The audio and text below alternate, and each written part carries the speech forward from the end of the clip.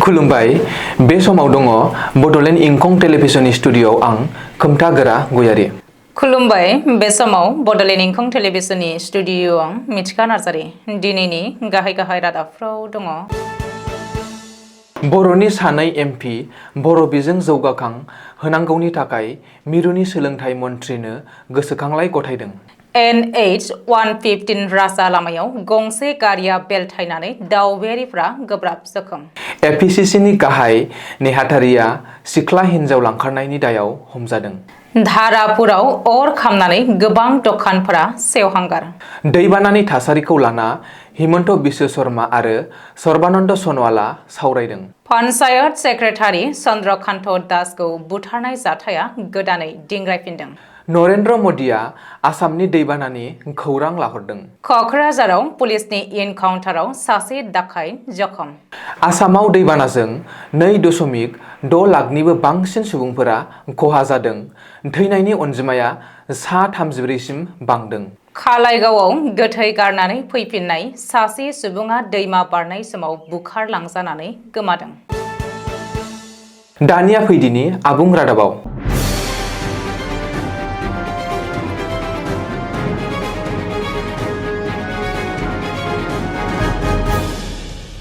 बे समाव दिल्लीनि मोन्नैबो सदनाव बर' हारिनिफ्राय साफा एमपि दङसै। बर' हारिनि बै सानै एमपिआ जादों रायजो सभायाव रोनगोरा नार्जारि आरो लक सभायाव जयन्त बसुमतारी। बर' हारिनि बै सानै एमपिआ बर' हारिनि बागै खामानि मावगोन आरो हारिनि जेंना जेंगोनाफोरखौ सदनाव दैखांगोन होननानै रायजो राजाफोरा फोथायनाय लादों। बेनि गेजेरावनो बर' हारिनि बै सानै एमपिआ दिनै बर' बिजोंनि जेंना सुस्रांनांगौनि थाखाय मिरुनि सोलोंथाइ मन्थ्रिखौ लोगो हमनानै सावरायदों आरो गांसे गोसोखांलाय गथायदों होननानै मिथिनो हादों। मख'नो गोनांदि दिनै लकसभानि एमपि जयन्त बसुमतारीखौ लोगोआव लानानै मिरुनि सोलोंथाइ मन्थ्रि धर्मेन्द्र प्रधानखौ लोगो हमनानै बर' बिजों आरो बिटिआरआव सोलोंथाइ बिथिंखौ जौगाखांहोनाय इनफ्रास्ट्राक्चार बानायनायनि बागै सावरायज्लायो आरो मिरुनि सोलोंथाइ मन्थ्रिनो गांसे गोसोखांलाय गथायनाय जायो होननानै रायजो सभानि एमपि रोनगोरा नार्जारिया ससियेल मिडियाआव लिरदों, लोगोसे सावगारिबो शेयार खालामदों। बबेखानि बे सावरायलायनायाव मिरुनि सोलोंथाइ मन्थ्रिनिफ्राय मोजां फिननाय मोनदों होननानैबो रोनगोरा नार्जारिया ससियेल मिडियानि गेजेरजों मिथिहोदों। आसामाव दासान्दि दैबानाजों जुजिनांनाय थासारियावबो सदियाव थानाय 115 नं राजा लामायाव गंसे बासआ बेलथायनानै गारियाव थानाय दावबायारिफोरा गोब्राब जोखोम जानाय जाथाया सोराङाव फैदों। सुलुङाव मिथिनो मोननाय बादिब्ला बासआ तिनिसुकिया फारसे थांबाय थानाय समावनो सापाक'वा गामियाव राजा लामानि साखाथियाव थानाय हाखराव गोग्लैलांनानै बेबादि दुखुनांथाव जाथाया जादों, जेराव ड्राइभारजों लोगोसेनो साब्रै-साबासो दावबायारिफोराबो जोखोम जायो होननानै मिथिनो मोननाय जादों। जायगानि सुबुंफोरा बे जाथायनि सायाव लामानि थासारिया मोजां नङैनि थाखायनो बेबायदि जाथाया सोमजिदों होननानै दाबि दैखांनायखौ नुनो मोन्दों। आसाम प्रदेश कंग्रेस कमिटि सुंद'यै एपिसिसिनि गाहाय नेहाथारि शामिम सरकारा हमजाबाय। सिख्ला हिन्जाव लांखारनायनि दायाव हमजादों आसाम प्रदेश कंग्रेस कमिटिनि गाहाय नेहाथारि शामिम सरकारा। मिथिनो हानाय बायदिब्ला सासे सिख्ला हिन्जावसाखौ लांखारनायनि अजदआव एपिसिसिनि गाहाय नेहाथारि शामिम सरकारखौ गुवाहाटी नोगोरमानि भाङाघर पुलिसआ एरेस्ट खालामदों। शामिम सरकारा मोजां मोननायनि नंखाय रादाय होनानै हिन्जावसाखौ किडनेप खालामदोंमोन। नाथाय पुलिसनि गोख्रों सन्दाननायाव धुबुरी जिल्लानि साफरनिफ्राय बोखांनो हादोंमोन हिन्जावसाखौ। रिपर्ट बायदिब्ला शामिम सरकारा सिगाङावबो आइजोफोरजों पाब्लिक प्लेसआव लाजि फोनांजादोंमोन। दासान्दि गोबां अखा हागासिनो थानायनि समावबो गुवाहाटी सोहोरनि धारापुर सारियालि ओनसोलाव थानाय गोबां दखानफोराव अर नांनानै सेवहांगार जानायखौ नुनो मोन्दों। सुलुंनिफ्राय मिथिनो मोननाय बादिब्ला अर खामनानै दखाननि गोबां मुवा बेसादफोरा खहा जादों आरो जायगानि सुबुंफोरा बे जाथायखौ नुनानै हरखाबै आजारा पुलिस आरो अर खोमोरग्रा बिफाननो खौरां हरनायनि उनावनो जाथायसालियाव नुजाफैनानै जोंब्लावखांनाय अरखौ हुखुमोरफैनो हायो। बे अर खामनायनि जाहोनाव सासेबो सुबुंफोरा जोखोम जायाखै होननानै मिथिनो मोननाय जादों। बबेखानि बांसिनै खहा जानायाव दखाननि बिगोमा मन्टु कलिताया मा जाहोननि थाखाय दखानाव बेबायदि अर नांदोंमोन बेनि रोखा जाहोनखौ मिथिनो थाखाय नायबिजिरसंनो दाबि दैखांनायखौ नुनो मोन्दों। रायजोआव दैबानानि गाज्रि गोहोमा सोलिगासिनो दङ। बुरलुंबुथुर दैमानि दैयाबो खैफोद सिमानि गोजौआव बोहैदों।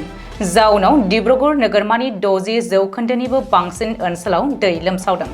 नोगोरमानि लामा सामाजों लोगोसे 37 नं राजा लामायाबो दै सिङाव गोदोनानै दङ। दैबानानि बे थासारिखौ लानानैनो दिनै डिब्रुगड़नि एमपि आरो मिरुनि मन्त्रि सर्बानन्द सन'वालआ गिबि मन्त्रि डक्टर हिमन्त बिश्व शर्माजों सावरायदों।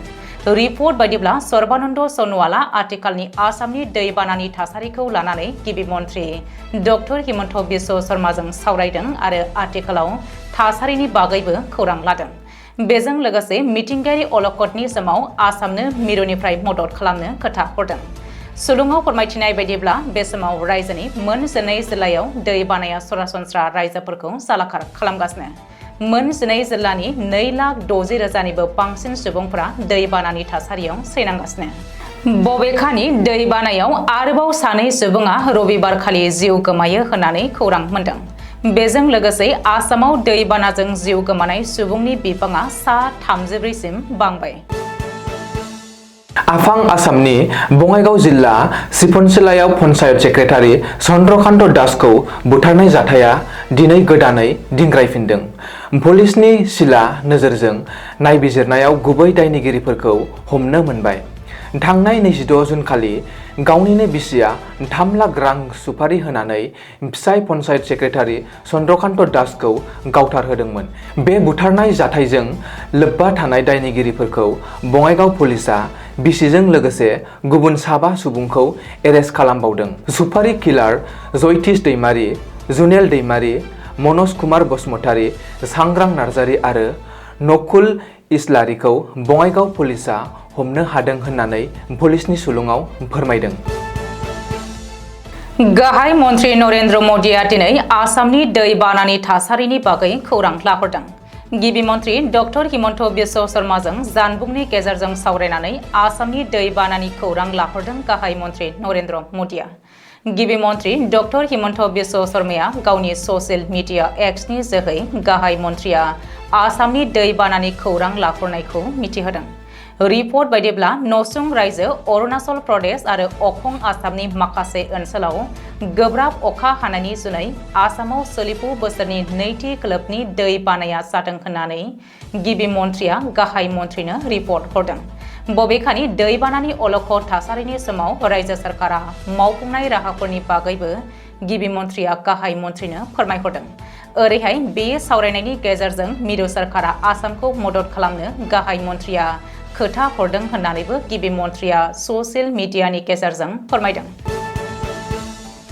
क'क्राझार जिल्लानि सालाकाथि ओनसोलनि साहा बागानाव पुलिसनि एनकाउन्टाराव सासे डाकाइटा आथिङाव गावजानानै जोखोम जादों।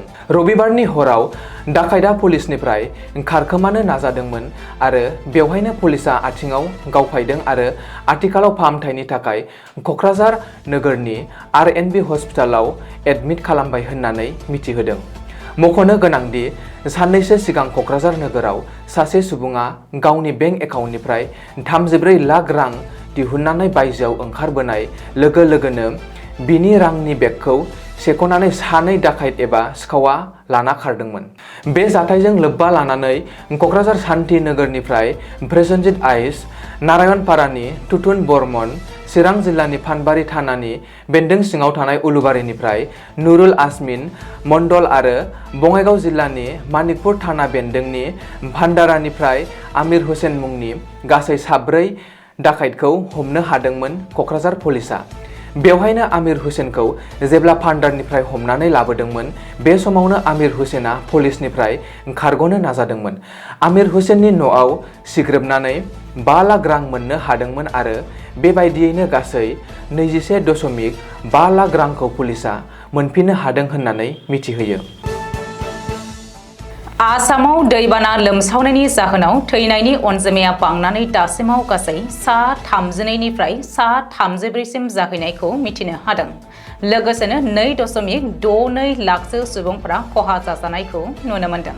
बेनि अनगायैबो आसाम हादाबसा बोथोर सामलाय बिफाना मिथिहोनाय बायदिब्ला रायजोनि गासै गं 12 जिल्लाफोराव दै बानाया मैखोमै खहा खालामदों। बेनिनो करीमगंज, तिनसुकिया, गलाघाट, कामरुप, धेमाजि, माजुलि, लखिमपुर, डिब्रुगड़, काछार, शिबसागर, जरहाट आरो क'क्राझार जिल्लाफोराव मैखोमै दैबाना लोमसावनायखौ मिथिनो हादों। बबेखानि थाद'नाय गैयाजासे दासिमहालागैबो गोबां अखा हागासिनो थानायनि थाखाय ब्रह्मपुत्र दैमानि थाथाया बांगासिनो थानायखौ नुनो मोन्दों। बोथोर सामलाय बिफान एबा ASDMA नि खारिथि बुथुमनाय बायदिब्ला गासै 6,541.44 हेक्टरनि आबादफोरा दैबानाजों खहा जादों आरो गं 671 गामिफोराव गोबां सुबुंफोरा दासिमबो दैबानाजों भुगिनांदों। उदालगुरि जिल्ला खालाइगाव ओनसोलनि गेरुवा गामिनि जगदीश बिश्वास मुंनि सासे सुबुङा नवा दैमायाव बुखारलांजानानै गोमाना दङ। NDRF, SDRF आरो खालाइगाव सार्कोलनि खुंथाया जोबोर नाजानानैबो दासिमबो जगदीश बिश्वासनि गोथै देहाखौ नागिरनानै मोनाखै। सुलुङाव फोरमायनाय बादिब्ला शनिबारखालि मोनाबिलि समाव 50 बोसोर बैसोनि जगदीश बिश्वासआ गोथैबारि एबा ससानाव गोथै गारहैनानै न' फारसे गिदिंबोफिनदोंमोन। बे समावनो अखा हादैजों देरबोनाय नवा दैमाया देरबोदोंमोन। नवा दैमाखौ बारनाय समाव गेजेर ससेयावनो दैनि दाहारजों बुखारलांजानानै दासिमबो गोमानानै दङ। दिनै मोनाबिलिनि रादाबा एसेनोसै। गोजोन्थों। गोजोन्थों।